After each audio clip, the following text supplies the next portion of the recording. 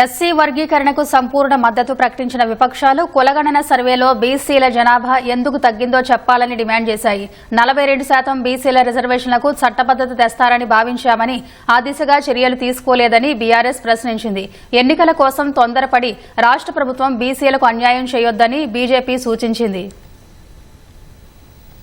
SC వర్గీకరణకు BRS మొదటి నుంచి సంపూర్ణ మద్దతుతో ఉందన్న బీఆర్ఎస్ కార్యనిర్వాహక అధ్యక్షుడు కేటీఆర్, అంబేద్కర్ అభయహస్తం పేరిట 12 లక్షల ఆర్థిక సాయం ఇస్తామని చేవెళ్ల డిక్లరేషన్ హామీ ఇచ్చినట్లుగా వచ్చే బడ్జెట్లో నిధులు కేటాయించాలని కోరారు. కామారెడ్డి డిక్లరేషన్ ప్రకారం బీసీలకు 42% రిజర్వేషన్లు ఇచ్చే బిల్లు సభలో పెడతారని అనుకున్నామని, కులగణన ద్వారా బీసీల సంఖ్యను తగ్గించి కాంగ్రెస్ పార్టీ మోసం చేసిందని మండిపడ్డారు. ఎస్సీ వర్గీకరణ విషయంలో సమర్థిస్తూ బీసీల విషయంలో ప్రభుత్వ వైఖరికి నిరసనగా వాకౌట్ చేశారు. ప్రత్యేక శాసనసభ సమావేశాల్లో 42% రిజర్వేషన్ అమలు చేయడానికి కామారెడ్డి డిక్లరేషన్ లో ఇచ్చిన విధంగా ప్రత్యేకమైన బిల్లేమన్నా తెస్తున్నారేమో, ఆ బిల్లు తెచ్చి వెంటనే శాసనసభలో ఆమోదింపజేసి తద్వారా చట్టబద్దత కల్పిస్తారేమో అని చెప్పి రాష్ట్ర వ్యాప్తంగా బలహీన వర్గాల సోదరులు కామారెడ్డి డిక్లరేషన్ చూసిన వాళ్ళు ఎదురు చూస్తూ ఉంటారు. ఉత్తమ్ కుమార్ రెడ్డి గారు సబ్ కమిటీ చైర్మన్ గా ప్రెస్ మీట్ లో ఇవాళ మీరు చెప్పిన లెక్కలని మొన్ననే చెప్పిండ్రు. ఎందుకు పెట్టిండ్రు మీరు? ఇవాళ మేమేమనుకున్నాం, 42% రిజర్వేషన్ ఇవ్వడానికి చట్టబద్దత కల్పిస్తూ బిల్లు తెస్తారనుకున్నాం. లేదా మీరు చెప్పినట్టు 56% బీసీలుంటే ఆ 56% బీసీలకు బీసీ సప్లాన్ చేస్తారేమో అనుకున్నాం. ఏమీ లేకుండా ఇలా వచ్చి ఒక స్టేట్మెంట్ ఇక్కడ పెట్టి ఏదో సాధించిన చరిత్ర అంటే.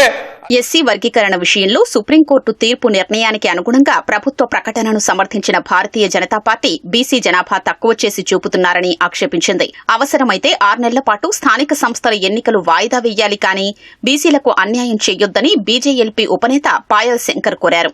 హిందూ బీసీలు, ముస్లిం బీసీలు, అసలు ఈ రకంగా బీసీలు ఉంటారా? బీసీలు అనే పదం ఇది ఎక్కడైతే మీరు ఈ ప్రపంచంలో ఎక్కడ లేనటువంటి ఈ పదాన్ని మీరు జోడించిండ్రో ఇదొక్కటి రావాధ్యక్ష, కోర్టులు కొట్టేటందుకు. ఇక రావాధ్యక్ష, రిజర్వేషన్లు రావాధ్యక్ష, కోర్టు ఒకసారి హైకోర్టు అయినా సుప్రీంకోర్టు అయినా హిందూ బీసీ, ముస్లిం బీసీ అనే పదం వాడిండ్రు అని ఒకసారి మామూలు వ్యక్తి ఒక పిటిషన్ ఎత్తే అధ్యక్ష, వారం రోజులు ఇది కొట్లు పోతాయి అధ్యక్ష. మరి తెలిసి చేస్తున్నారా లేదా అధికారుల తప్పిదమా? సరే, ఇది ఎట్లన్నా కొట్టేసేది కదా, ఇది ఒక రోజుకి అసెంబ్లీకి కదా, ఏదో 4 కాగితాలు పెట్టేది కిరికిరి పోతుంది, రేపో మాపో ఎలక్షన్ చేయాలని చెప్తున్నారా? మాకు అర్థమైతలేదు. కులగణన నివేదికను సభకు సమర్పించకపోవడాన్ని తప్పుబట్టిన మజ్లిస్ శాసనసభ పక్షనేత అక్బరుద్దీన్ ఓవైసీ, ఏ రకంగా చూసినా లెక్కలకు పొంతన కుదరడం లేదని అన్నారు. ఇతర మైనారిటీల లెక్కలు ఎక్కడున్నాయని ప్రశ్నించారు.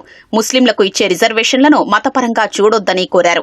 కులగణన, ఎస్సీ వర్గీకరణ సమస్య పరిష్కారమవుతుందని భావిస్తున్నామన్న సిపిఐ ఎమ్మెల్యే కూనంనేని సాంబశివరావు బీసీలకు ఎంత రిజర్వేషన్లు కల్పిస్తారన్నది కాగితాలకు పరిమితం కారాదని కోరారు. रिजर्वेशन नहीं दिया गया है.